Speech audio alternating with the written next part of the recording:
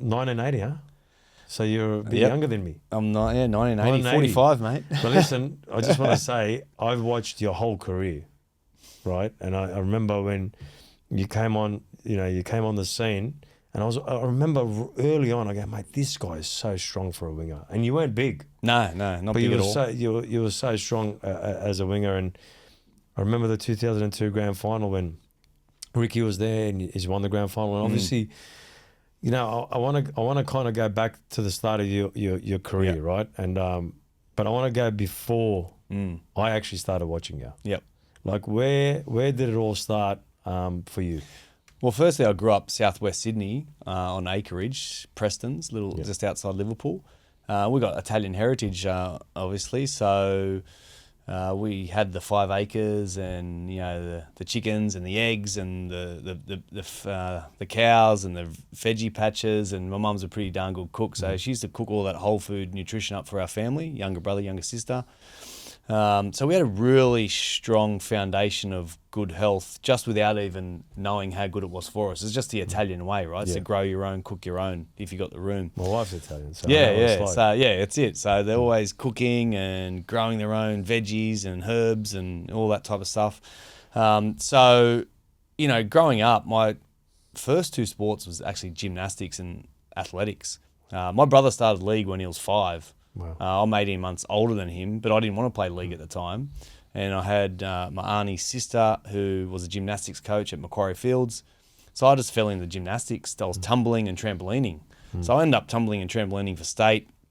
And I think gymnastics gave me a real strong core base. And when you're flipping all the time, you know how to find space and how to fall. And I think that's the spatial awareness thing in gymnastics. It's because it's such a foundational sport with good strength as well. It gave me a real good power base to lean into any other sport that I wanted to do. And then on the other side, I was a middle distance runner. So went to state for 1500, 3K. Loved cross country. So that gave me a really good cardiovascular fitness base as well. So 2 foundation sports that I started in. Really, when I started league at 10 years of age, because all my mates were playing at school, it just really propelled me into the top echelon of the fitness drills, the speed and power of it. And as I sort of got older, into my 16, 17, that's when I become like more of a sprinter and more faster. I was more middle distance as a young kid, but it gave me good fitness. And I was lucky I got signed at the Roosters at 16 years of age. I was in year 10 at Liverpool Patrician Brothers. The great Arthur Beetson was the Roosters recruitment officer. And I got a 2-year contract. And I remember telling my parents, that's it, I want to play first grade for the Roosters. Got this contract, I was all excited. And they said, look, you either finish year 11 and 12 or you get yourself a trade while you try and play for the Roosters. So I left year 10, got myself a trade. My dad helped me get a job at Austral, a bit further west where we were, as a cabinet maker, a joiner. So I'd travel out there early morning, work until 3, and then travel into the city and train all night. Did that for 3 years. How many hours was that travelling from? That's the old M5 back then. So it took me like an hour and a half, right? Wow. Hour and a half into town and then train all night, come home, eat, and then go to bed and do it again. So it gave me a good, strong work ethic. My parents are big on work ethic. My dad was huge on it. He always used to tell us you never get anywhere without a good, strong work ethic in life. So that gave me a good base of strong work ethic those 3 years. And then I made my first grade debut at 19 in year 2000 and end up playing, I think round 6 and played the rest of the year in the team. And we played in the grand final against the Broncos that year. So I thought, how good's life, just turned 20. It's the year of the Olympics, and we get to play in, I think it was 95,000 people there at Stadium Australia at the time. It was just an amazing year that year. Wow. And you mentioned the great Arthur Beetson. How pivotal was he, like in those early days when he scouted you and brought you across? Oh, we become great mates. He was so easy to talk to. Like when he signed me, then you start realizing like the caliber of this person and what he's done for the game, what he's done for the Roosters. He had an aura about him, just a big man, but he was quite technical. He knew his footy.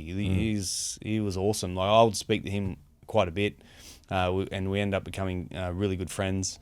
And later down the track, when I won the Golden Boot Award, he was the guy that presented it to me, and it was pretty cool. So yeah, we had a really good relationship. Yeah. So when you get to the Roosters, everyone knows who the big boss is there, Nick Politis. Yep. I've never heard one person say anything bad about him. He loves the club, and you can see why the Roosters have been so successful for so long. When you got a great leader at the top there, even though he's had transitions of coaches. Yeah, of course. How pivotal was he? Like, how important is it to have an owner like Nick Politis in a sporting team? I think it's vital. Like, he's been such a passionate Rooster for a long time now, and he's been our chairman for, I think, over 30 years. Like, just to have someone that has like that business mind and just sets the tone for the board, and it just filters down. Like, when you have strong leadership in businesses, they always succeed, right? So, and that's what the club's been. They've had strong leadership through Nick Politis ever since I've been there, when I signed in 1996. And it's just filtered down to the board, to the coaching staff, to the commercial staff, to the players. And there's never been any unrest at that level. They know the path that they're going down, and everyone else just folds into place, and that's why it runs so smoothly, and that's why the club's been so successful for a number of years. Yeah. So you'll always be a Rooster through and through. Of course, 100%. You can't change your mind. No, I can't change that. I wanted to make sure, because Kenny goes for the Rabbits. It's terrible. I'll go for the Eagles. That's even worse. In 2002, obviously, you make the grand final straight away. Phil Gould was the first coach, right? So when I first signed in '96, my first season was '97 in SG Bore. Yeah, Gus Gould was the coach, and we went through Super League in '97 that year. And I remember I was training with the first grade squad quite a bit, but then obviously '98, it all come back into the NRL, so I got put down into the lower grades for a bit. So Gus was there until 2000, and then Graham Murray come along. Graham Murray. Yep. And then obviously Phil Gould was still in the background, and he brought Ricky Stewart in. Yep. So Graham Murray was awesome. He gave me my first shot in first grade in 2000. He was there for 2 years. So Graham Murray was actually there. Phil Gould didn't actually coach. No. So Gus Gould stepped away for a couple of years. Graham Murray took over. And then in 2002, the Roosters made the appointment of Ricky Stewart. And then Gus was the coaching director at the time for a bit with Ricky on board, because Ricky was, he's just sort of 2 years retired basically, and coached the under-20s to a premiership, and then straight into us to another NRL premiership. I watched that podcast with Buzz. Yeah. It was like he wasn't ready. He actually said, he goes, I wasn't ready. Mate, he just retired, He goes, I retired, and then Gus called him and he said, he goes, mate, I'm going to get you the first grade job. He goes, mate, I'm not ready. He goes, don't worry, I'll teach you. Yeah. So it was unbelievable. He was so young, and, he retired at the Bulldogs, coached the under-20s to a premiership, and then got appointed our coach in 2002 to another premiership. Like, unbelievable. Man, what a way. But how was Graham Murray at the time? Like, what was his impact on you like at the time? Oh, me personally, he was great for me. I had a great relationship with Muzz. In that first period, because the season started early because the Olympics was on later that year. So we were playing in still hot weather, right? So I think you could have 6 people on the bench for the first 5 or 6 weeks of the competition, and I think it was round 5. I think I was one of those 6 people, and I got on for the last 10 minutes against the Bulldogs at Allianz. And I think we got beat quite convincingly. And then the week after, I remember him coming to me and said, you're going to start right wing. It was against Manly, at Allianz again. And I remember I'm like, this is it. I felt that was my real first grade debut. I remember it like it was yesterday. And I think we won the game, and I stayed in first grade for the rest of the year. And so Muzz was awesome for me. He gave me my first shot in first grade, and got to play a grand final under him as well in 2000. Yeah. So you've made 4 grand finals. Well, we went. How many? I played in So you 6. played in I played in 2000 6. 6. Yeah, I played in 6. And 1 2. And 1 2. Yeah. So the first 5 years of my career, I never got injured, and I played in 4 grand finals in 5 years. So for me, thinking back, I thought I was bulletproof. I was, hey, good's life, you know. Things grand finals every year. Yeah. No injuries, like you know. I remember, to be honest, when I was watching you on the wing, I go, this guy's unbreakable. He's just got that. I felt like that, yeah. And it makes sense because when you talk about your gymnastics, it was like you could get out of these positions. Yeah. 100%. That's what definitely taught me. And we had nutritionists on board and stuff like that at the time, and they were telling me you just got great genes and genetics. You're lean from your parents. And basically the word was you could eat and do what you want, and that's what I was doing basically. There was a huge drinking culture back then as well. We were having fun on the weekends every weekend, and they were fun times. I thought I was bulletproof. That's what I thought. I truly thought I was bulletproof. And then a nutritionist backed up with you got great genes and genetics.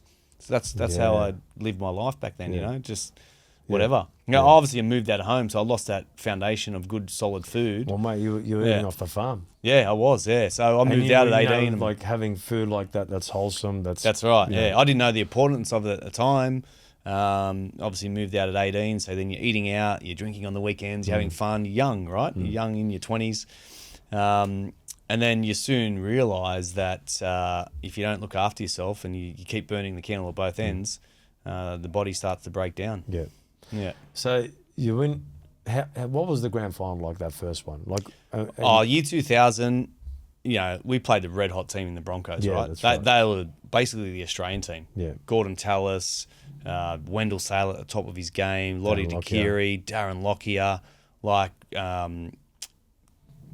what's his name? Shane Webke, Brad Thorne, Monster, like all that, and that year. It was unlimited interchange. Can you think about that, right? Now there's only 8 interchanges. It's unlimited back then. Yeah. So I think Wayne Bennett made 60-odd interchanges through the game. Just kept refreshing. And we only made like 20 or 30 or whatever, or half them, right? Yeah. But we only lost 14-8. We were in the fight, but they were a red-hot team. They were the team to beat. Yeah.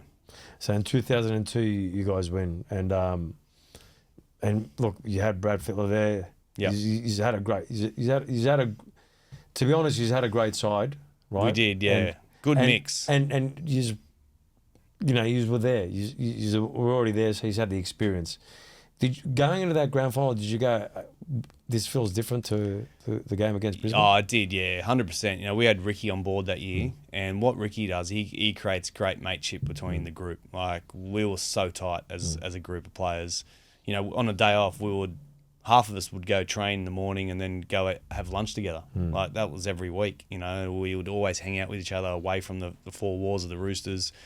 And Ricky got us really fit. We believed we were fitter than any other team in the comp that year, and years after that as well. That's how we believed that we believed it, and we did it. So that year was huge, right? It did feel different because when you've been there and you lost one, you go, it's not going to happen again. So we were just laser focused on holding up that trophy that year, and we got to do it against the Warriors, mate. The Warriors, yeah. And didn't Stacey score the first try? Well, no, it was 12-6 at half time to the Warriors, I think, and Stacey was playing well. He scored that try to put him in front. But our last 9 rounds, we won 9 straight to win the grand final that year, and we just come home strong. That second half, it was just this is us, and we ran over teams, and we won quite convincingly in the end. Through that second part of the second half, we just sort of grew another leg and just finished off the game quite strongly. There was obviously a couple of turning points in that game with Freddie's 40-20 was unbelievable, and then obviously the Villasani hit and Adrian Morley stepping up. That's when that Villasani hit. That's when you guys go, this is it, mate. Yeah, you can see the game change from that point. Oh, our forward pack were just animals, like Adrian Morley, Fitzy, Rico. We had Jason Kalis and Peter Cusack. They were just no-nonsense guys, workhorses. And then when that happened, Morley, just the eyes were flickering, and he wanted revenge, and you could see it. Yeah. And we just stepped up a gear. So fast forward the next year, like you guys were hot favourites Yep. going in to play So Penrith. Yep. So we're in pre-season, and Luke Phillips was the fullback, Yeah. and he retired after that grand final. Yeah. And we would always say to him, well, "Why'd you retire? You're only 29." He'll tell people he was 29 all the time. He goes, Yeah. "Nah, mate, I'm 34, mate. I've been lying about my age for years." Yeah. So he retires, and Ricky comes to me in pre-season, and he said, "Mate, what do you think about you playing fullback?" And I was like, "Mate, yeah, 100%. I'd love to get involved. I want to get involved more." And he goes, "Look, I'm thinking about you or Justin Hodges." We had Justin Hodges at right centre, and he's played fullback before for the Broncos in previous years. And I said, "Mate, give me first crack. I want to have first crack." So Ricky gave me the spot, and my first game was in the World Club Challenge over in England, and we beat St Helens like 38-0. Had a pretty good game, and that was it. That really kick-started my representative career, I feel, that year, because Ricky switching me from wing to fullback really elevated my game a lot more. And yeah, it was a huge year. It's how different is it to go from wing to fullback? Is Oh, there it's a big difference? It's a lot more running. There's no Yeah. at fullback, you do the most running in the team. Yeah, that's right. Because you got to be everywhere. Yeah. And now the evolution of fullback is you're organising the defensive line every single tackle. So you've got to be thinking under fatigue as well. So it's one of the most important positions on the field in this. And it pays more era. too, yeah? It does, yeah. It does, yeah. But for me, I wasn't thinking about the money side of it. I always wanted to get involved in the game more. Yeah. I wanted to do 18, 20 carries a game because I was fit enough to do it. I wanted to be everywhere because I felt like I'd had the fitness to do it all. So Ricky noticing that and then switching me to fullback was unbelievable. It was awesome call, and I always thank him for it. Yeah. You know, when a team's going so well like that, and obviously you guys how was the loss to the Panthers? Like, that was a game, that was kind of a grand final. Like, it was like, oh, the Roosters have got this. Well, you're right. When you think back, like we won minor premiership, we were the best team all year. I don't know if Penrith won it. I can't remember, but we felt we were the best team in the comp and the fittest team. But in grand finals, it doesn't go like that. I remember we probably prepped a little bit too early. Now thinking back in hindsight, we were ready to play at the grand final breakfast, where you got to be relaxed, you got to take it in a bit, and we were ready to go. So we're probably a little bit early, looking back. And obviously there was a couple of key moments in that game. And I suppose when you look back, Penrith sort of outplayed us on the day. So they deserved the victory. But there were so many moments in that game. There was, and we just sort of missed them a little bit. Yeah. So and they're the things, there's always moments, in semi-final series, in grand finals, that when that moment comes up, you need to take the opportunity, because it might not come again. So we missed a couple of little moments, I suppose, and Penrith went on to win. Yeah. You've been unbelievably loyal to the Roosters, and when I look at loyalty these days, it's not there. You see people break contracts. Surely you were offered a lot of money to go elsewhere during that time. What made you want to stay at the Roosters? It's definitely different times now. It is a full business now, and I get it. I understand that people have short windows. They want to earn the most money they can for their family. During my time, we couldn't negotiate with clubs for 2 years down the track. It was the year you're coming off contract. You had a June 30 deadline, so after June 30, the year you're coming off contract, that's when you could negotiate with other clubs. Before that, you could re-sign with your club and then just extend your contract. So I was extending my contract before June 30 every time my contract was coming off. Okay. And I was happy to do it because I feel like I didn't want to go to the open market at all. I was happy at the club. I loved the club. They were willing to offer me another contract, so we just kept doing the deal. That was basically how it sort of went most of my career. And even when I had got those run of injuries for 4 years, I just before that I signed a 5-year deal, a long-term contract. So that's when the loyalty really really kicked in Was from the reciprocated club. from Yeah, the yeah. club. Like, Yeah, you know, yeah. at no stage through the 4 years when I was injured all the time was it like, mate, we sort of need to get rid of you. You need to move on. There was none of that at all. There was always the board backed me, the club backed me, and that was that's why I wanted to repay the faith when I come back. And I did 1 year deals for 5 years to the end of my career. That's unheard of. Yeah, yeah. So like at the end of the year, But who's your manager? Like, you know, my like, manager was like, so I was never. you were never one of those. I was never one of those guys that I'm coming off contract. Shit, I need to secure a deal. I was still relaxed. I would back myself, back my footy. Dave Rollo was my manager for my whole career, and he had a great relationship with the club and Nick Politis. And towards the end of the year, Dave would ring me and said, "How you feeling?" I said, "Yep, let's go another year." So he'll take that back to Nick and the club, and they were, "Yep, done. Another year." We did that for 5 years. Wow. Yeah, until I said, till that last year, I sort of knew in pre-season this could be the feeling, and 14 was the last year. So the challenges, mate, I take my hat off to you because, after talking off the camera and we're talking about your back and what the doctors said, about, hey, you give it away. You're talking about how do I get fluid into my, into my spine and get it in the right area, into my discs. You showed, I remember back then I'm going, to be honest, like I was a big fan of yours, but watching you, I go, this guy doesn't look like he'll make it back. When you're going through that, and obviously your wife was a rock, there's got to be a way. You got to find something. How hard is that mindset, knowing the level you played at, the type of athlete you were with gymnastics, and running 1500s? What kind of a mindset did you have to have, and what kind of moments did you go through where you felt like, fuck, this is going to work?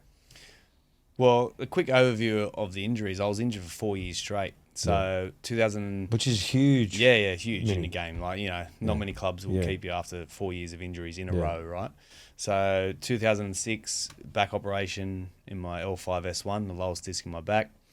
2007, another back operation in the disc above, L4-5.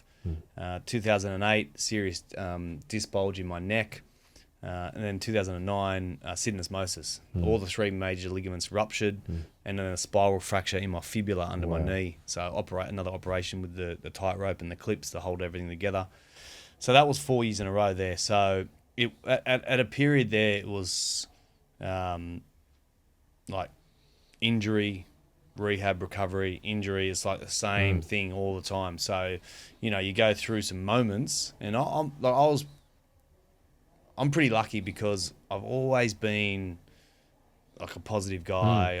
I'm the eternal optimist. I'm intrinsically motivated within myself. So I always wanted to find a way to come back. And then all the articles saying he's done and he should retire, he's had a great career already, they were just sort of extra motivators for me to come back, to, not to prove them wrong, but just to, I took them on board and said, I'm going to work harder to get things back. And I remember my wife was saying, but, because what happened in 2008 when I had the third spine injury, and the MRI is showing all my discs were black instead of white, even the professional surgeons and neurosurgeons are saying, look, you really can't play a contact sport with discs like this. They're all dehydrated.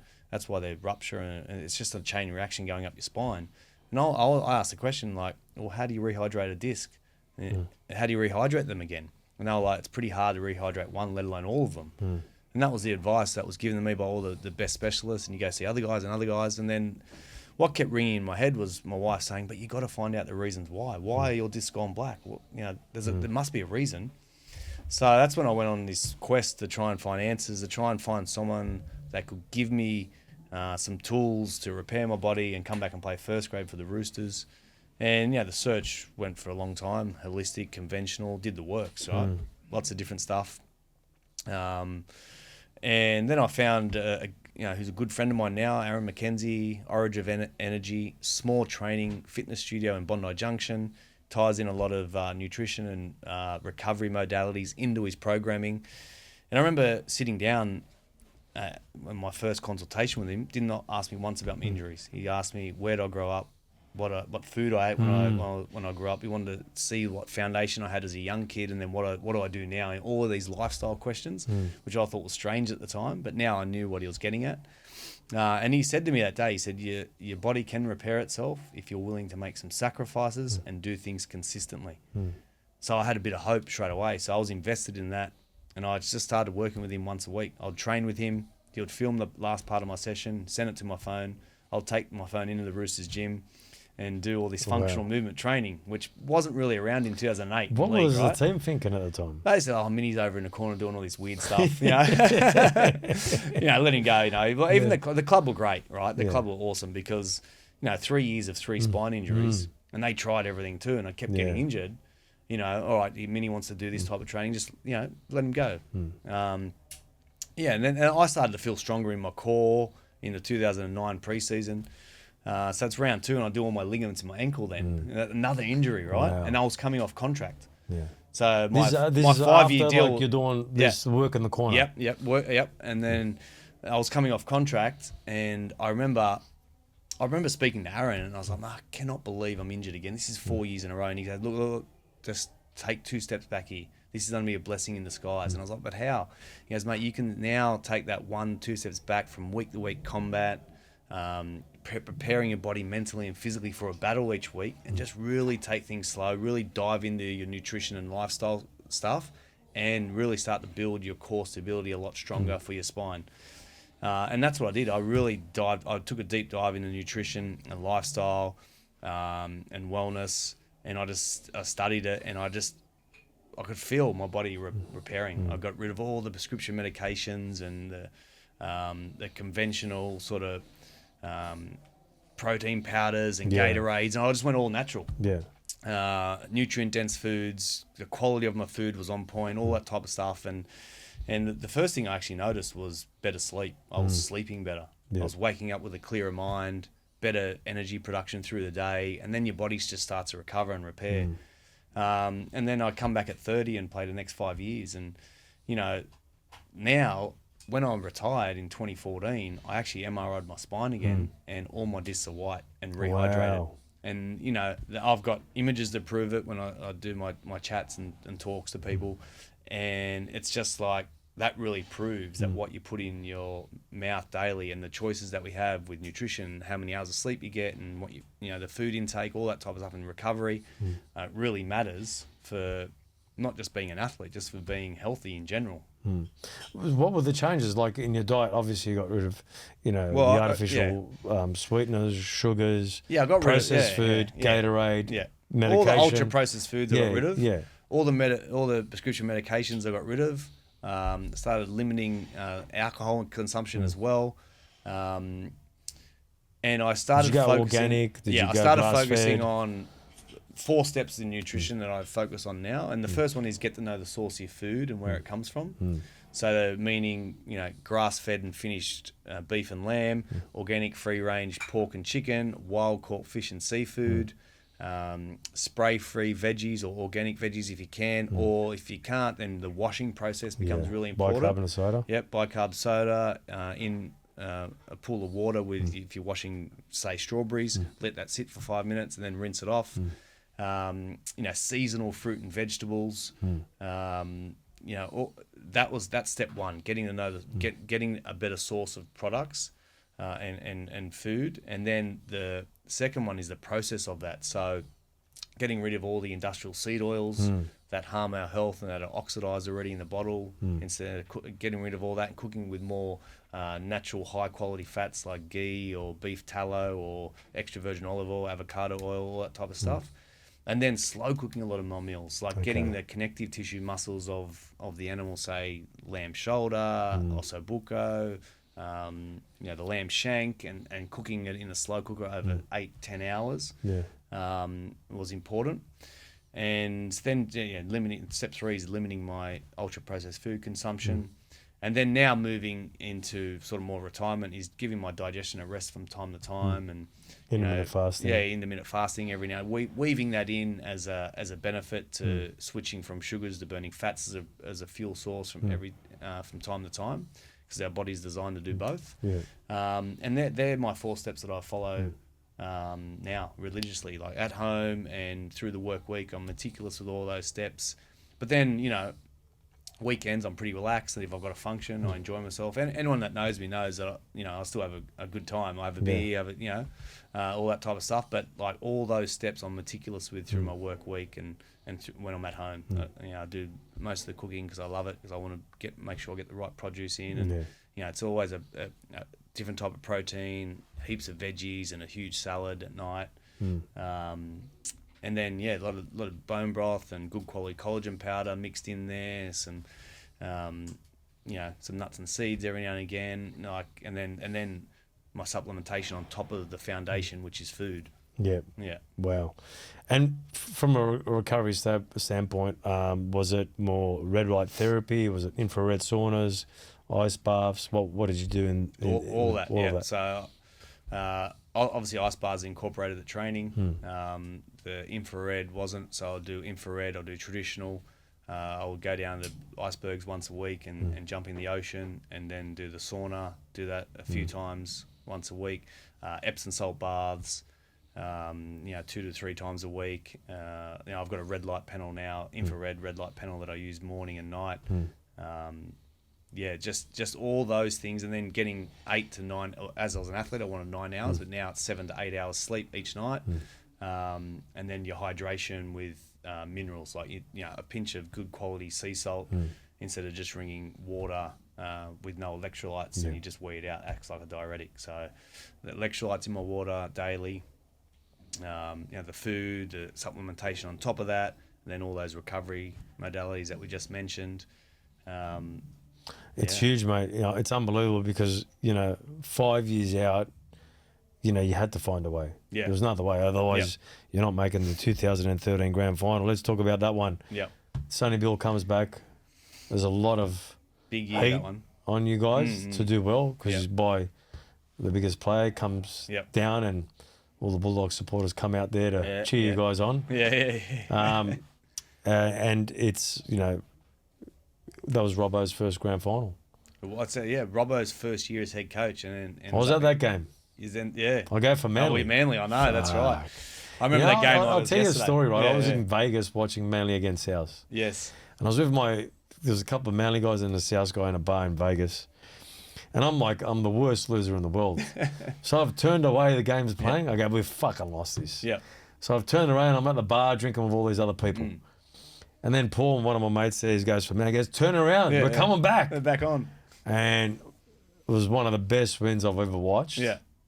And then I go, we can't lose to the bloody Roosters. This team is red hot now. And I went to that grand final, and I remember that turning point. That night. It was like that kickoff was like still 28 degrees. It was a balmy night. It was warm.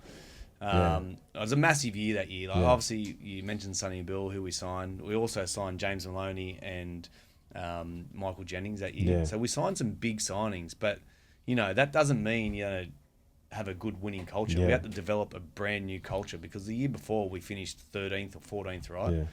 And Robbo come in, and we created sort of trademark words that we wanted to live our game by, and also we created a daily standards that we did, and then we had to police them. Well, we come up with them ourselves, so we had ultimate buy-in to how we wanted to run each day.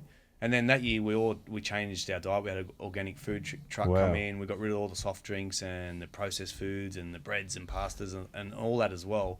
And was that because of Sonny Bill's influence? Because I remember when he came in and everyone stopped drinking a bit too, but obviously you were on that kick too. I was on that path since 2008. That's right. And a lot of guys would ask the question individually through that period, especially in 2010 is when I've had my first full year back from injuries, right? So then people were asking questions like, you've had 2 back operations and your neck and your leg, how'd you do it? So people were asking questions individually. And then when Robbo come on board, we mapped out our whole year, but we also had Keegan Smith, who was Brian Smith's son, who was the head of strength and conditioning that year, and he was aligned to the same philosophy as what I was practicing. So we would deliver messaging around all this type of stuff. And Sonny Bill was an ultimate professional as well, on and off the field. So the whole group collectively made a decision to get rid of all the crap food and let's get the organic food truck in daily for lunch. When we're on team trips away, let's get rid of all the processed food and let's get quality protein, quality vegetables in and all that type of stuff and fruits and stuff. So that was a part of our evolution as a club and the playing group. But then we had to, create the daily standards, our trademarks. We did a lot of work on that. We just held each other accountable each day to it, and that's what snowballed into a winning culture was the daily standards that we set, Fuck, and I that was love an amazing year. Like it was, minor premiership. It was a good year. Yeah, bad for me, good for you. Yeah. Does Robbo still hold those standards at the club now? Like, because They redo them they're every doing year. great this year. They're doing. He calls it the Roosters Code now. Okay. We called it trademarking back in our day. They revisit that every year. Every year. So it's like if new players come in, or even players that have been there before, they all get in a room and they map it out. And it's not like Robbo says, "This is what we're doing, boys." It's collective buy-in from the whole playing group. Yeah. So when that happens, that means you've got skin in the game. You've come up with these standards. Yeah. So if you're not pulling your weight, then you other players, it's easier for them to say, "Well, come on, you're not doing the right thing. Yeah. We've come up with these standards ourselves." And then they go, "Oh, yeah, sorry, mate. Yep, sweet." And then pulls them back in the line. Yeah. They revisit that every year. Yeah. It's so important in organisations to be able to revisit that. Yeah. Because it's so hard as an organisation, as a coach. You get injuries, you get one player that may have done something, and you're in the media, and those codes come into question. You as a coach probably start to question yourself. What went wrong? The dynamics change. People change. And so many different variables come. Strength and conditioning coaches move on. A lot of moving parts. So there's so many moving parts that it's not easy to be able to stay on top of it. You were made captain, right? And to be a captain of a team, you need, some sort of leadership. And one thing you showed, you always put your hand up. Yep, Ricky, I'm going to become fullback. Yep, no worries. You want me there? I'm there. And this is what I'm going to do. So you always exemplified that, and those 5 years where you had the injury, you showed resilience. And as a leader, you need to have resilience. You have to be able to go, yep, I'm willing to take it up. Must have been an easy choice for the captaincy to come your way. Through that injury period, now I look back, and it was like a blessing to me, because I developed as a leader. I educated myself with nutrition and lifestyle. My business now is because of those injuries, because I had a backup plan. So, at the time when you're going through it, you think, it's tough and, another injury. But now looking back, it was a blessing in disguise, because it made me who I am today, basically. And I remember Robbo, he was coaching in France, and he rung me, and we had this big long chat. That was towards the end of the 2012 season. He said, what do you think? What's gone wrong this year? And we had a long discussion about how we trained and the fitness of everyone, and being full-time professionals and stuff like that. And when Robbo came on board, he challenged us that we're part-time professionals, and we wanted to be, away from the four walls of the Roosters. We need to be full-time professionals. And he sort of said, "Look, I'm not going to announce any leadership program or captain yet. We're just going to go through the pre-season until Christmas and see what happens." And he had his eyes over everyone. And I remember after that 2-week break that we had at Christmas, New Year's, he called me in and he said, "Yeah, look, I want you as my captain." And that was like I remember it like it was yesterday, because, I'd been through those injuries and I'd been at the club since I was 16, and it was a real special moment. And, Rob and I worked together, like, he was great to work with. Like, for those 2 years before I retired, we would have one-on-one chats, but then the game planning of certain teams, we would chat first about it. He was just awesome to work with. And to be named a captain of such a great club that's been around since 1908, a foundation club, was definitely a special moment for sure. No, you know, and it's fitting for you to be able to get that accolade because, you know, going through what you went through, winning grand finals, you know what it's like.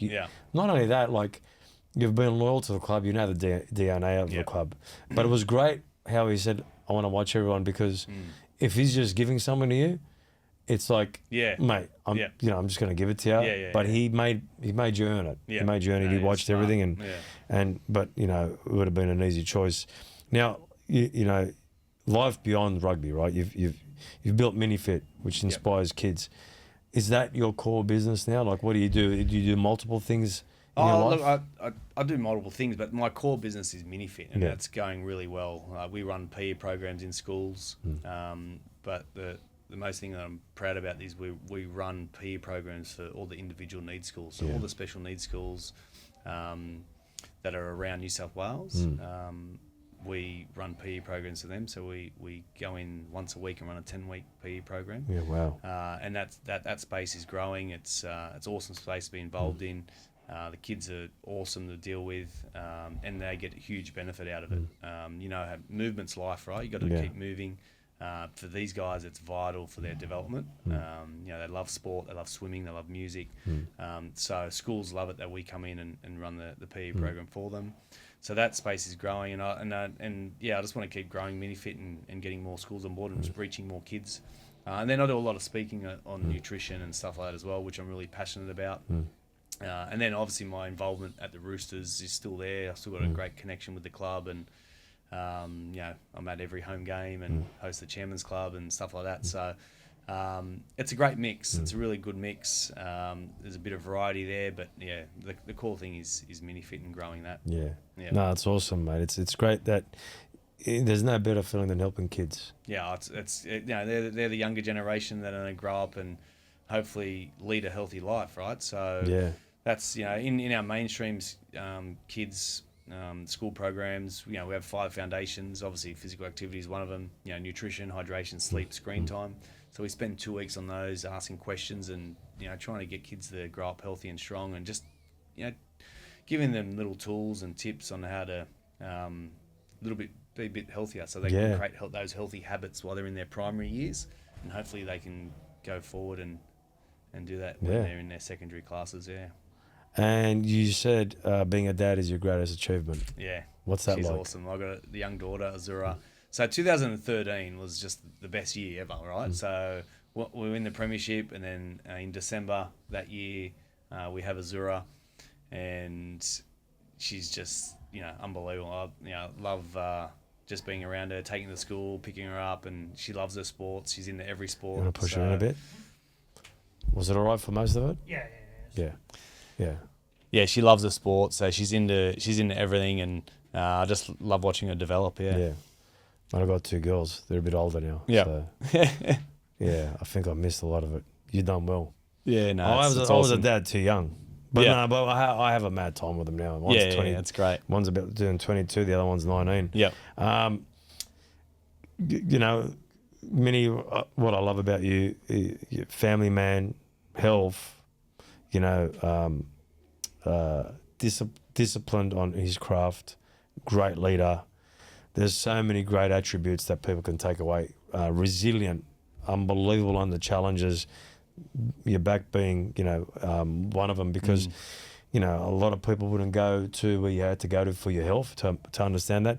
And that's why, you know, doing Minifit, where you're talking about food and you're talking about what you put in your body, is so essential for individuals' health, anyone's health. Doesn't matter who it is. You know? Right, I think they have to understand whole foods. They have to understand the basics of where everything comes from.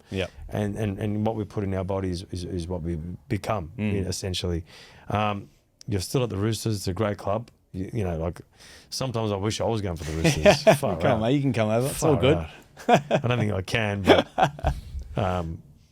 I think I like his better than South. I shouldn't say that. Come on. Big rivalry. Looking ahead, what's next for you professionally? Is it still Minifit? Are you looking to new adventures because you seem like you got that business mind. You're Italian. Italians don't stop. You're going to go back to the farm. What are you doing? No, next? always thinking about new ideas, obviously, but I want to definitely keep growing Minifit.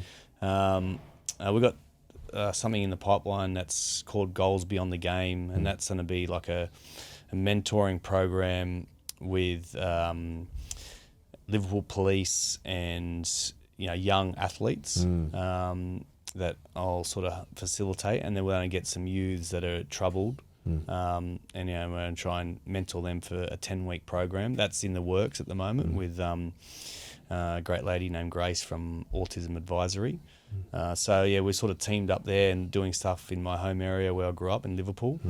So that's in the works. But yeah, the main thing is just to keep growing Minifit and reaching more kids. The SSP space, the school-specific stuff is a great avenue for us.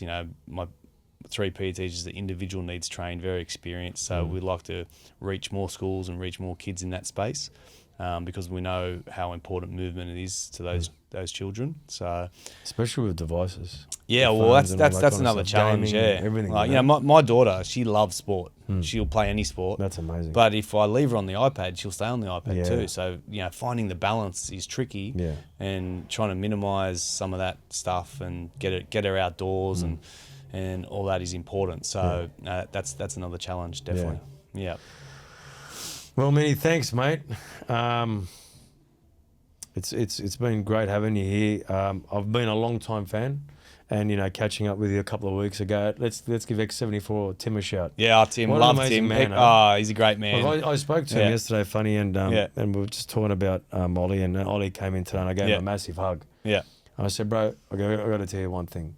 I love you. Yeah, and I can't tell you how proud of. I have him. You look like a stoic now. You look like you're holding everything together. And he goes, fuck, really, Mets? I said, yeah, bro. I go, anytime anyone says anything, I go, come to me. I'll tell you exactly where you're at. You're 100% super right. proud of you. And we know what Tim's gone through. Oh, mate, the whole family. We talk about bro. resilience, right? Yeah, we talked about it. And, this is life and death stuff. Like, it's nothing compared to what I went through. They've gone through so much as a family. And he's just the most positive and happy bloke ever. And he just wants to help. He's just the champion, yeah. So X74 Cafe over here is the best. Yeah, it's great. Yeah, and Tim's so good at connecting people. He never asks for anything. And, what he went through as well. Like I just said, mate, when Ollie's here, brother, I'll go just give him a hug and give him love, man. Yeah. Like, that's what we all need. 100%. Yeah. 100%. Thanks, Minnie. Thank Appreciate you, it, brother. Appreciate you having me, mate. That was awesome. Thank you. I can't wait to see you training in the gym. Yeah, I know. I'm going to come in for a workout. I know, I do. No, thanks, bro. I will. Thank you.